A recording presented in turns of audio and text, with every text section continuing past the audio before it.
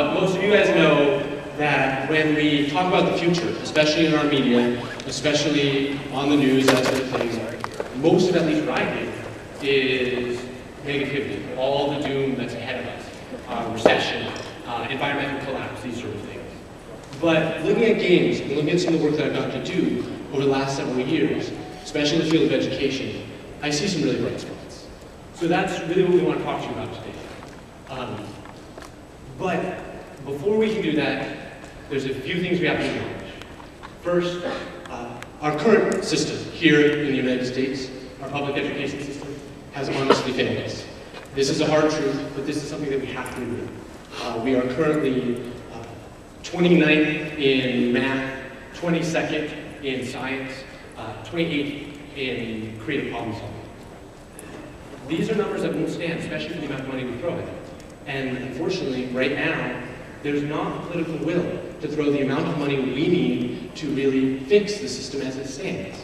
So we have to be thinking down other avenues. And this is where games come in. But before we even really talk about that, there's a lot about our current system that we have to think about. Our system, the system that many of you guys have gone through, is based on the 1850s Prussia. Many of you may know Prussia. Prussia was a highly militaristic, but not very rich country.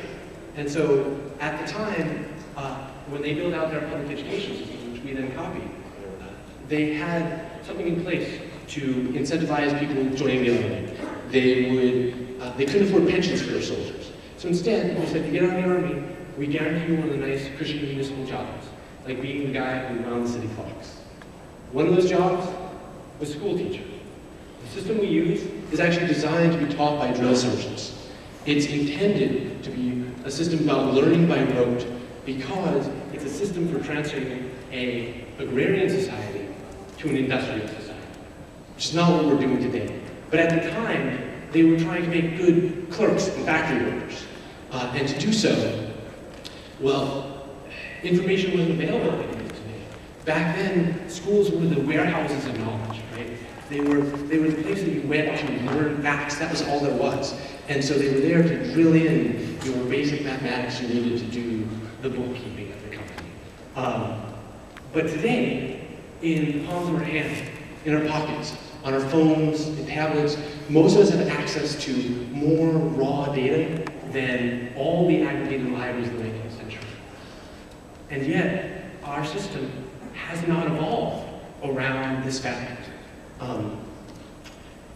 For all of you guys, I mean, as you go forward into the 21st century, we are now looking at not moving an agrarian society to an industrial one, but trying to move an industrial society to an information society. And there are key skills that the system as it stands simply doesn't teach. In fact, the government's aware of this. A lot of the work I've done has been on something called 21st century skills.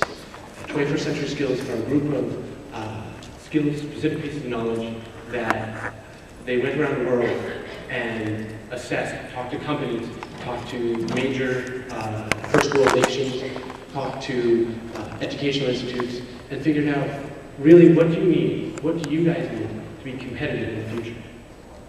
And the three things that they really firmly decided on were lateral thinking, so creative problem solving, general creativity, and the ability to work in teams. To me, that sounds like video games, right? That is the sort of thing we learn all the time, every day just from playing. And there's a lot more than that we can do with you. For many of you guys know all the Pokemon, right? And yeah, I get from that we do. Yet nobody sat you down in a classroom and made you learn these things. Nobody gave you a test. Nobody gave you drills or homework on them. You learn them by choice, right? That's a lot of information. That's a lot of data, but you learn because you care.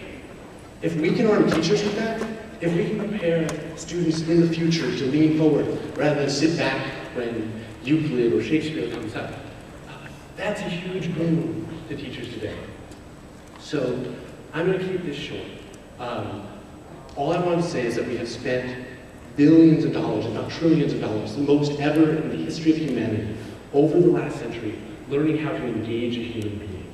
between film, music, television, and games, we've for the first time studied what keeps us interested, what really makes us involved in something. And if we don't use that to educate, if we don't use that to better humanity, to me that's criminal. So with that, I'd like to introduce you, or actually rather have them introduce themselves, but I want all of our panelists to say hi, because all these people are involved right now in doing this, and making sure that we have a future where games, engagement, education is more than what it is today. So with that, go for it. Hi, I'm Alex Peak, and I'm the founder of Code Hero, a game that teaches people how to make games with a code ray that shoots JavaScript, and when it hits the target, it evals the code, and we see what happens. And I made Code Hero as a love letter to the game industry to feature people learning about games, because learning about games makes them want to learn everything else. Hi, I'm Liz Lawley. I'm a professor at Rochester Institute of Technology in Rochester, New York. Hey, we got you here. I'm the producer for a game called Just Press Play, which is an attempt to turn the entire undergraduate student experience into a kind of a game, to try to come at learning from outside of the curriculum rather than inside of the curriculum, because trying to fix it from the inside turns out to be almost impossible. But you can do these subversive things where you say, how do we make the whole experience more playful, more game-like, more about encouraging skills and competence. I'm Leslie Redd. I'm the Director of Educational Programs at Valve. And we have started a program called Learn with Portals. And is that funny?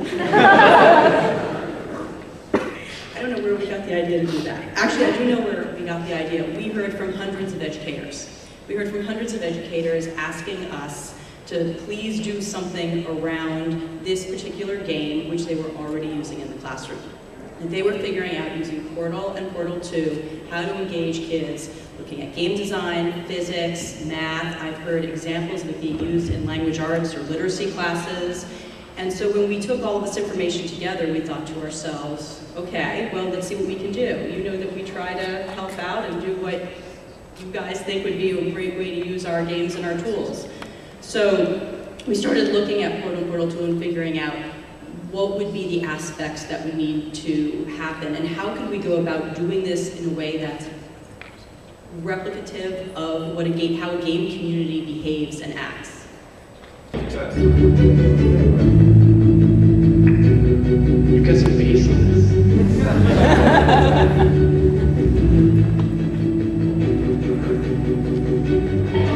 We're teaching a bunch of 7th graders to use Hammer and design levels. So pretty much just wanted them to create a room that they made by themselves. There were 3 students per station, and I think each station had a successful test room that they could actually run around in. They just really had a portal gun and a companion cube that they could throw around and toss between portals. And everything seemed to work out. And once they got in that level, I don't think I could teach them anything more. They were so excited about actually being able to play it and being something that they created that that was pretty much the end of it. I think at this age, they're really pretty quick to catch on to things, especially in this generation.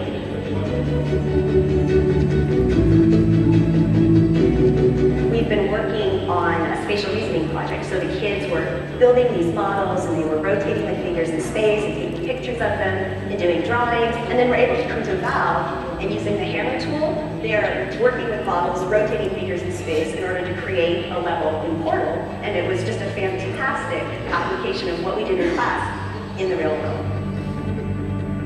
You give them this tool and you show them the real basics, and then they're just off like a rocket. They immediately start clicking on things, trying stuff, and they're quickly a step ahead of the presenter. They learn from what they, the basics that you showed them, and then they just start making what they want. And it's really exciting. It's really exciting to see, like, just the pace at which they take from a little tiny little spark, and then they just go off and do their own little iteration.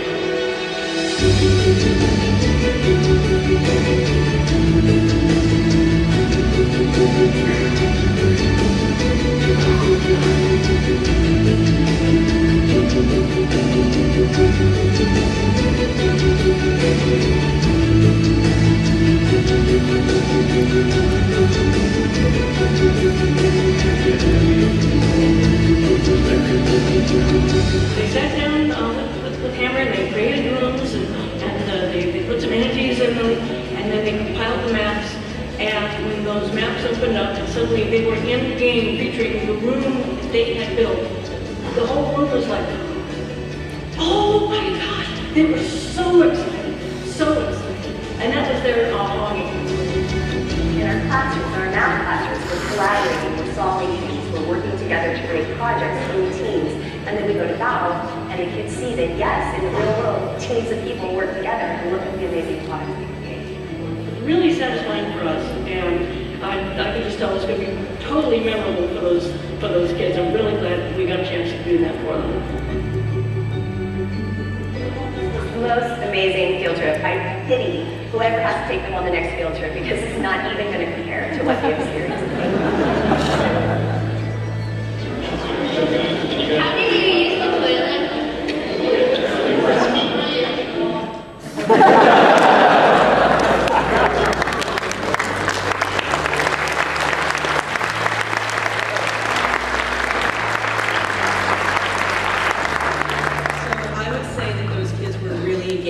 They were doing something authentic, they were doing something genuine, they were building levels in Hammer. So we're trying to figure out some easier ways for kids to do things like that. Hopefully at the end of this month, we will end up being able to launch our website, Teach with Portals, where teachers themselves will have created curriculum and content that they'll be able to share it, download it, have a private teacher forum for them to be able to comment and offer advice and resources. And as I said, this is something that we're just creating the framework. The same way when you go into a forum and you comment about something in Team Fortress 2, we are just creating the framework for teachers and students and also parents to be able to go forward and be able to give these kids these relevant experiences to get them to use those 21st century skills that, as James has mentioned, are so important. And I think that if we can get more and more schools and organizations to create these types of experiences for children, then we're going to be okay in terms of making sure we have innovation and creativity going forward, especially in the science, technology, engineering, and math subjects.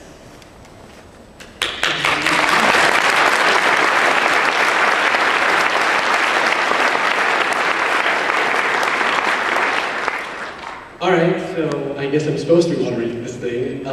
What was fascinating to me about hearing from each of you guys is that you're taking a very different vector towards engaging and teaching through games. So I just wanted to hear from each of you guys what learning through, educating through play means to you, and a little bit more about how you're personally going about it. So do you want to start? Sure. So Portal is probably my #1 inspiration for how to go about games, because I loved Rock Band, because once they got to the real guitar, it's real learning, and I loved America's Army, but I didn't want to join the army. But what I really liked was a game that was an FPS with science and thinking behind it. And Minecraft and Portal were a big inspiration for what we do with Code Hero. And with the music. So, audio? Excellent. So this is Code Hero. And Code Hero is a game that teaches you that the future is a software problem, and you can solve it. And so this is a new level we just made in time for PAX. We did a Kickstarter and raised a bunch, and this is what we were doing with the money, so we're not a bunch of criminals. So this is a totally new look for virtual reality. We've seen Tron and all these things This is your code red. That are There dark. are many prefabs like it, but this instance. If you can turn it up a little bit. You better hear the music and stuff. So the code ray is a metaphor, just like the portal gun is. Code reacquired. Approach the console. Welcome to the world of code. Aim your ray at the panel and click to copy the code. Aim at the console and click to fire and see what happens. So the code is hello world, and everyone who's programmed has seen this, but it's usually in a really boring way. And slight bug. You made hello world appear. You can edit code too. Hit the top left key below escape to edit code and change it to print hero instead. There's not even a name for that key that people recognize. It's called the tilde key, but it was picked because no one else was using it for anything. The game is like way complicated the console. So it says change this code, so we change this to hero. And try that. Code also does explosions. Use A-Force to blast apart these blocks and hit the bullseye. Edit the code and add some zeros. So the key is to show that the code that makes text appear on the screen, which is what comp sci class usually teaches, is not the limit of it. It's all about power. And so we can shoot these It also does explosions. Use a force to blast apart these give it some zeros. or die. Edit the code and add some That's what I like zeros. it. Maybe a couple more. Okay, now that's Code can move things. Copy these codes to move blocks around and reach the gold star. Watch out for the poison spikes of lava laser sharks. They're safety sharks, don't worry, safety sharks. So not only do you have one code at a time, but you have a history, so you can juggle a whole bunch of codes. So like here's y minus equals 2.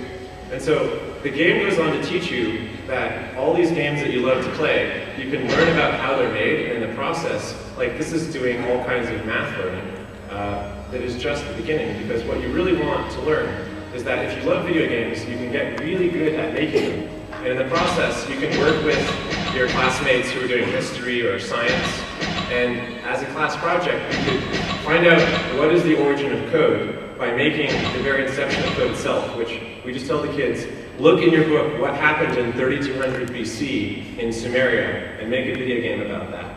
Because if they make the game, instead of us telling them that code started with play tablets and a mathematics challenge, they could figure that out themselves, and if they make it instead of being given it, it's like having them create their own textbook. Application complete. Now that you know what code looks like, that's what we're trying to give people. It's time to learn how So to they're going to go into this world and learn about programming and realize they can make games and learn everything that way. So that's what Code Hero is all about.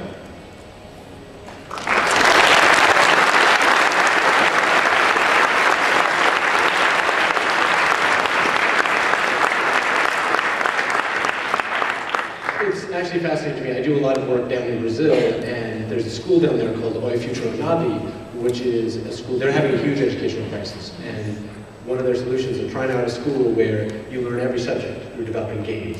And so it's great to see things like this, because for them, they're having a lot of success with it. And I hope this thinking starts to sort of pervade our classrooms more. But do you want to talk about what you're doing? Sure, because what we're doing is really different. We're not building a game that you sit down and play. We're trying to turn the things that you do on a day-to-day basis into part of a gaming activity. In part because we started to think about the process of students going through school is very much like a hero's journey. You show up at school and you've got to slay the dragon and get the pot of gold, which is you've got to graduate and you've got to get a job at the end. And between now and then, you've got to deal with all of these arbitrary bosses along the way. None of whom really seem to have any relevance to what you want to do. And we thought, but it's within any good story, any good game, it turns out those bosses are relevant. They just don't seem that way when you first encounter them. And games do a pretty good job of letting you see how these things build up along the way. And we thought, how can we do a better job of that in what we do on a day-to-day basis? How can we engage people? And we came at it from a backward standpoint, which is we looked at our students who have been really successful. The ones who, and I think Anna Sweet works with you, doesn't she? One of our great stars. And we have these wonderful students out there. We said, what did they do when they were at RIT that made them more successful? What were the things that they accomplished? And a lot of them don't have to do with getting an A in a class. Getting an A in a class is a technical skill, but it turns out a lot of that stuff you can learn on your own. And most of our students do learn that on their own. But there are other things that happen in terms of some of those 21st century skills, the learning to work collaboratively, learning to problem solve, learning to be more creative. And we thought, how can we turn those into things that our students can sort of look back on and reflect on? What do games do well in terms of helping you remember that great moment, that point where you felt really successful? So we did some things, and how can we do it more collaboratively? So one of our most successful achievements within the game is one called Undying. And we know that only about 85% of our freshmen typically pass their freshman programming class in the fall. And we've tried all kinds of things in terms of curriculum to move that needle. And it's gotten better, but it hasn't really gotten as much better as we'd like.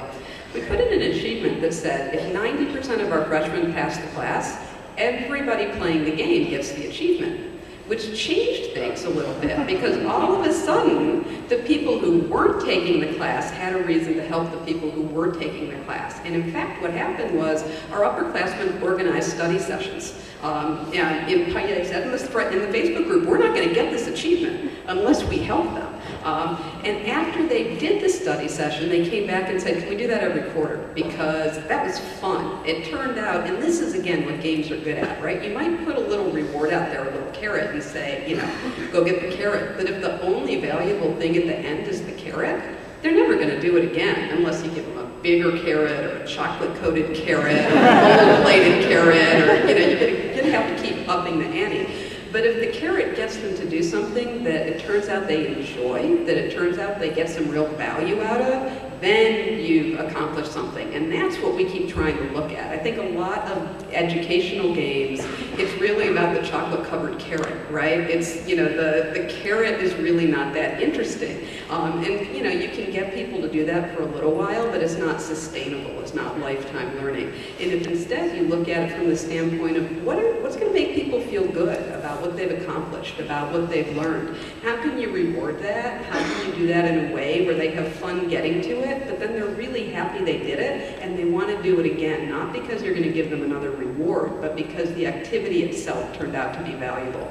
And it turns out to be hard to do, but we're spending a lot of time thinking about that in the context of how you build a game in an educational context that really encourages people to do the things that they're going to care about, not just that you're going to care about. So that's the short version of what we're doing. All right.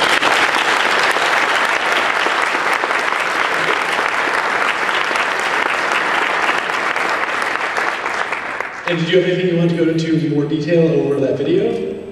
I think what I want to add is, so when I first got to Valve, and I heard a lot of our designers and developers talk about good game design, and when I heard them talk about Portal and Portal 2 specifically, as I listened to it, I said, well, wait a second, that's just a good classroom environment. There's just-in-time learning. You need a lot of intrinsic motivation. It's not the chocolate-covered carrot. It's it's your growth as you proceed through the game. It's challenging without being too frustrating, and it's also a safe environment to fail as many times as possible, which is one of the reasons that if you think about that, that's the way that all of us need and want to learn, where we can find that place of flow, then that's exactly what we're trying to be able to replicate for kids, well, all over the world, we hope. For me, I've been working the last year with major textbook manufacturers to make textbooks more engaging. And unfortunately, I'm not actually sure I can say much more than that right now. But this is in and of itself a major problem that we have to tackle. And to that effect, the next question I wanted to ask was actually, all right, so we're all doing these disparately in our little silos. How do we get this to have a universal effect? How do we get this adopted on a broader scale? Can I reply to that? I've always believed that essentially to change the world through games, we need all the games that need making, which need to be made by all the developers that haven't even realized they're game developers yet that are going to make them. And you know, Valve, by creating Steam, made an important step in bringing the game industry together to survive. You know, PC gaming almost died without something like that. And I call it Gamebridge University. The idea being that games are a bridge to make university a universal thing. And the purpose of Gamebridge University, Unidiversity as a concept, is that as game developers and people that are gamifying education, we are making a family of games, like a tree of knowledge. And one of the first missions that we are teaching people is to make their own game that teaches something else and to have them add that to the tree so that it becomes representative of all the best games and that if you go there, you find them all. And I don't know if Valve has announced it yet, but I've heard rumors that there's something like that probably coming in the form of Steam for education. And I'd like to see the learning about games, not just as a science class thing, but I think that like the Brazilian school is already doing this. And we're rolling out at a high school in Boston here called AMSA, Advanced Math and Science Academy Charter School. They already have 6 through 12 mandatory comp sci, and they already have interdisciplinary group where like a math class will work with the programming class to make code that does math. And so we'd like to see, we use the heroes of history of computing, like Ada Lovelace, the enchantress of numbers. So she's the inventor of programming, and she's your teacher in the game. We'd like to see the players themselves realize that when they pass, their rite of passage, when they create their first game, they give themselves a plaque, just like Ada's got. She invented computing, but maybe your 4th grade class will invent a game that teaches you how to run a lemonade stand, or something like that. And by joining the cadre of game developers that have changed the world, and computer scientists that have changed the world, we give them an opportunity to be part of our club. And then they're not consumers, they're creators. So that we could make all the games that need making, to teach all the things that need teaching, to make all knowledge playable. All right, so for me, I'm actually going to unfortunately give a problem rather than a solution. I've seen lots of acceptance. I was actually in Washington last week talking to congresspeople and senators about how to responsibly deal with piracy. And every time I talk about education, people lit up because they know this is a problem they're going to have to deal with. So there's a lot of hope out there, a lot of people who want this to work.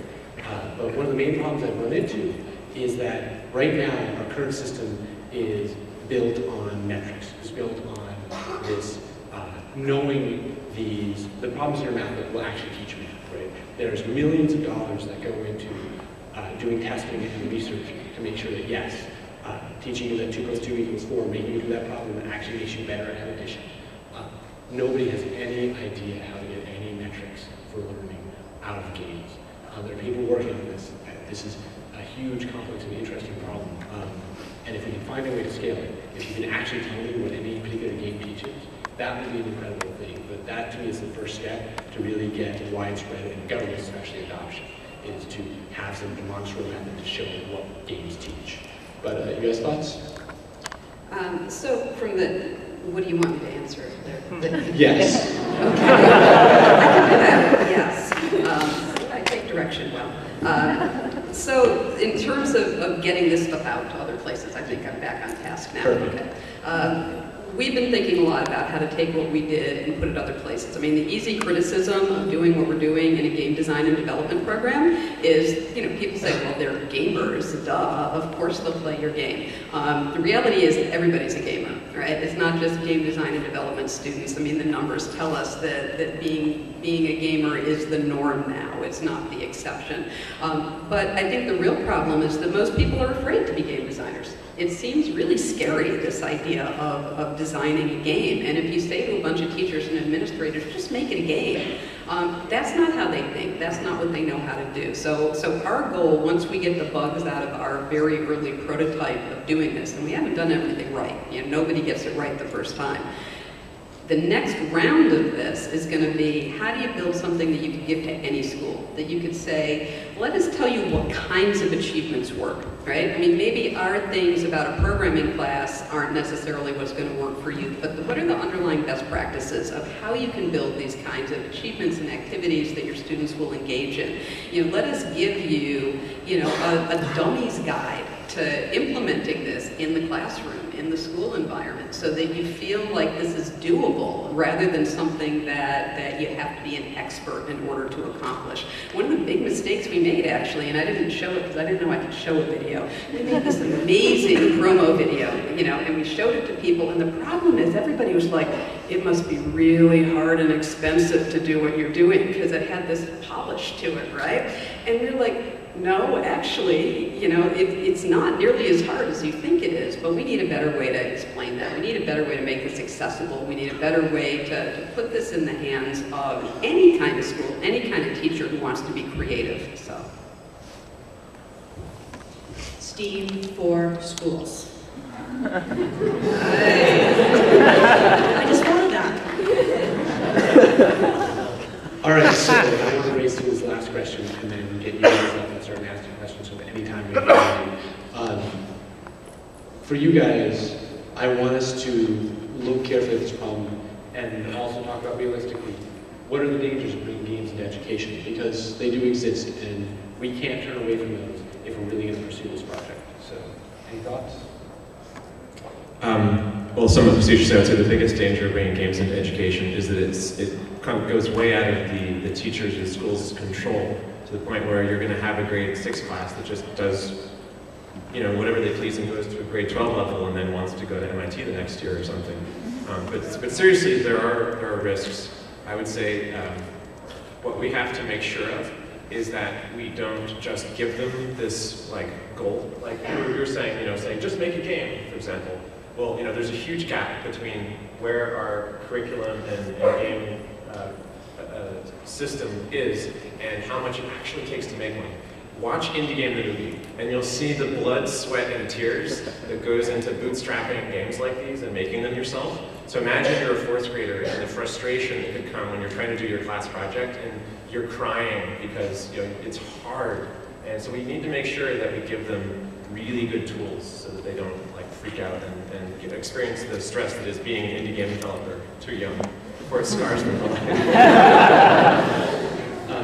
And to me, one of the biggest things that I've seen is gamification is a big buzzword. I actually think in a lot of ways it can be used positively, but games will never replace the teacher. And I hear a lot of people talk about, well, let's just wheel Khan Academy into the room and then have them grind away for the points. We don't need the teacher, right? That's the thing that we have to stop. We have to stop people who want to essentially eliminate that human element because you need that in education. Because it's going to be cheaper. Games are just going to be cheaper once we get this right. But that to me is a place where we can truly fail if that's the way we go.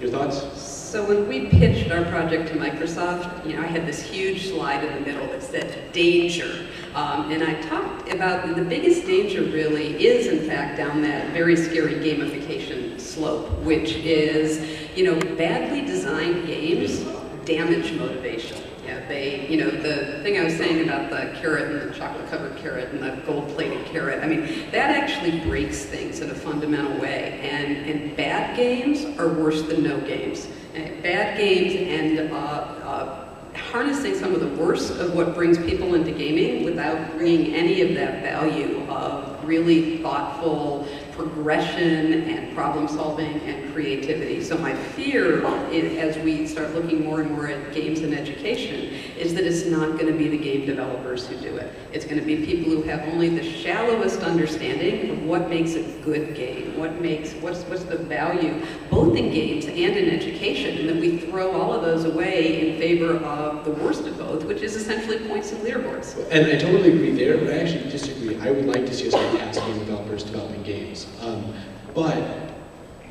Or at least us close the gap, right? Right now we have educators on one plateau and game developers on another, and I think that's why we get so many terrible edutainment games that are nothing but our textbook, right? Is one side doesn't understand the education, the other side doesn't understand the engagement.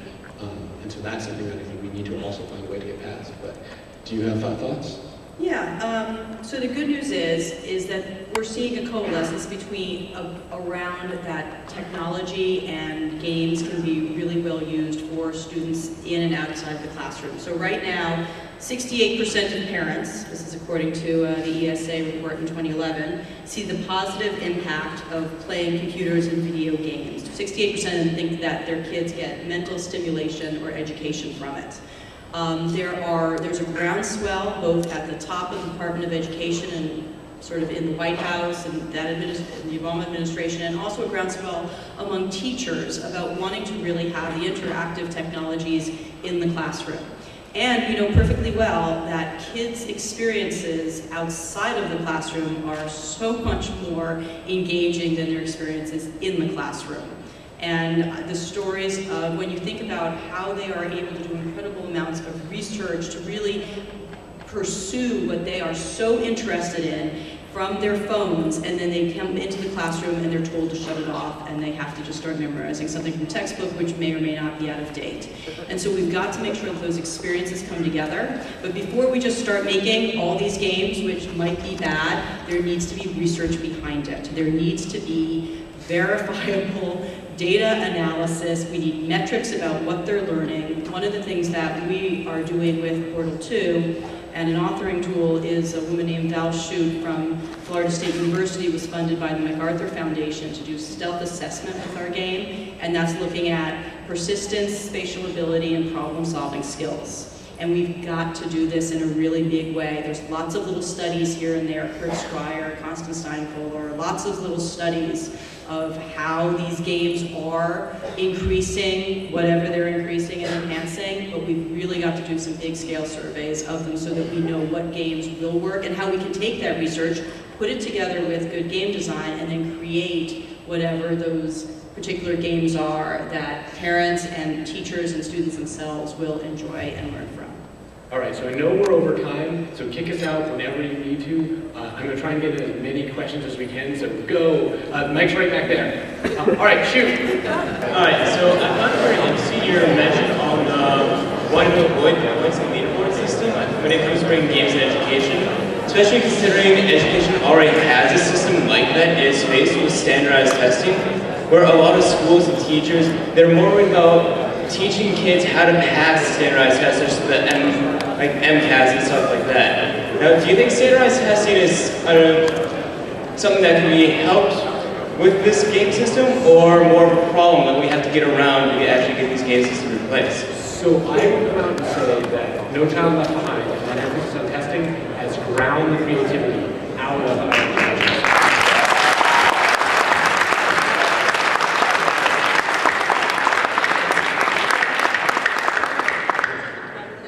All right, next question. We have to go like this.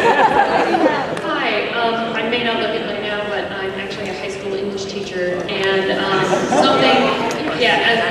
something I believe in as an English teacher. Obviously, I would never want books to leave the curriculum, but I believe in getting as a diverse a curriculum as possible to my students. And something that I personally would like to do is, because video games speak to us, they have stories, is include them in my classroom. Obviously, that's just difficult in terms of like, logistics and pricing, but then I see a game like Bastion, and you can play it on Google Chrome, and it's $15 a copy, and there's sales on it all the time. It's just like, this is something I want to do. I want to, and there's so many literary devices, there's so much going on with that game that just does it right, and it would be something I would want to bring to students.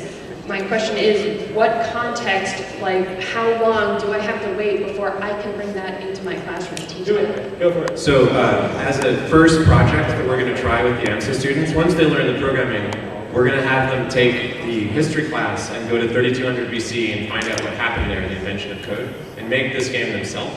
So if you're doing literature, you can, for example, take a work like Macbeth. There's a game being made out of Kill Shakespeare, which is like a dramatization of Shakespeare.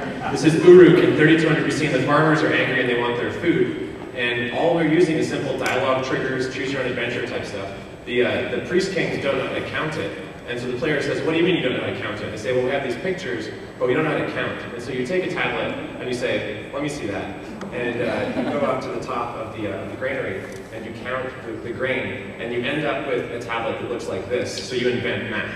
So that's a history class, a math class, a writing class, and an art class, and a code class working together. So I'm going to break in here. So depending on your school, and if you want some resources, come see me afterwards. I'm going to guess up to 3 years, depending on your district.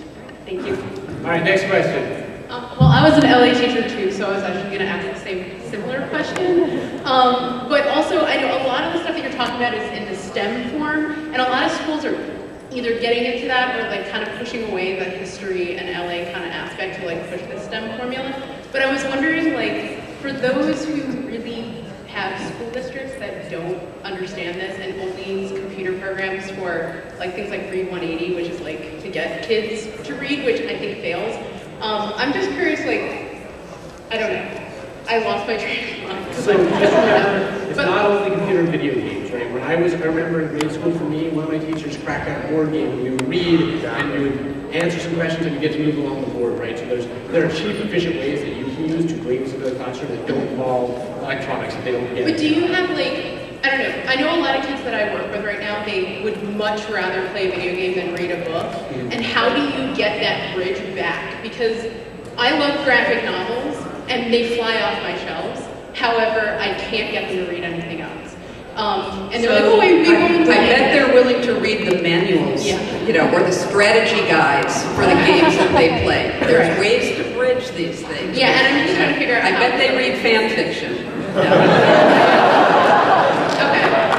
Because there's that whole writing aspect. kind of interested in games, then he bridge that gap, right? Yeah. And talk about with the 300, getting people interested in Sparta, and then going back and reading your ancient Greek history. Right? Okay, thanks. So that would be my recommendation. Also, in the Institute for the Future, someone named Nick has taken a project he did with building a stool, like a thing you sit on. He had everyone in the literature class write about what it was like to create a stool. And the literature teachers have started using building a physical thing to teach people to write expressively about their creative process. So reading and writing could be part of the curriculum itself. All right, we have time for one more, but I'm happy to come to the extra credits panel. I will stay if you want to talk to us. All right, so shoot. All I can say is, as a general idea, I'm with you guys, the changes need to be made, but as a fundamental, I feel that at the core of this idea is a great danger. Education, and education is simply not a game. And it cannot translate in that way. And students need to learn to take interest in what they do rather than simply have interest. You know, it's a two-way street between educator and student when it comes to interest and interaction.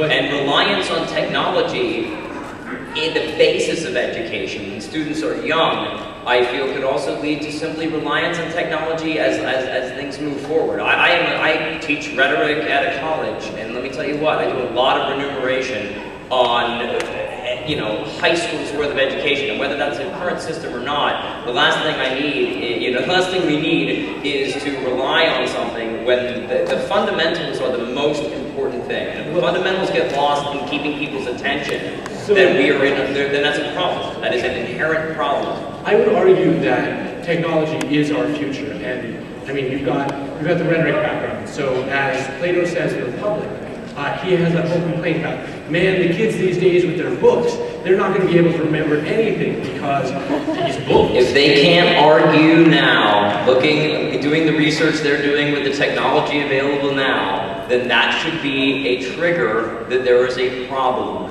But that technology is going to become, that technology is going to be a necessary piece of their future, no matter what career they take. And so I feel like trying to avoid that in our education has its own dangers. Not avoid, but supplement. And that's what I'm fine with. As a supplement, that is okay. But as like a hook or a reliance, then you guys are heading down the wrong path. So one thing I would just like to end with, on a different note, is that teens who are more active in the social interactions relating to games, like posting on forums and talking to people in that way online all over the world, are civically and politically more active. And that's a Pew Foundation report.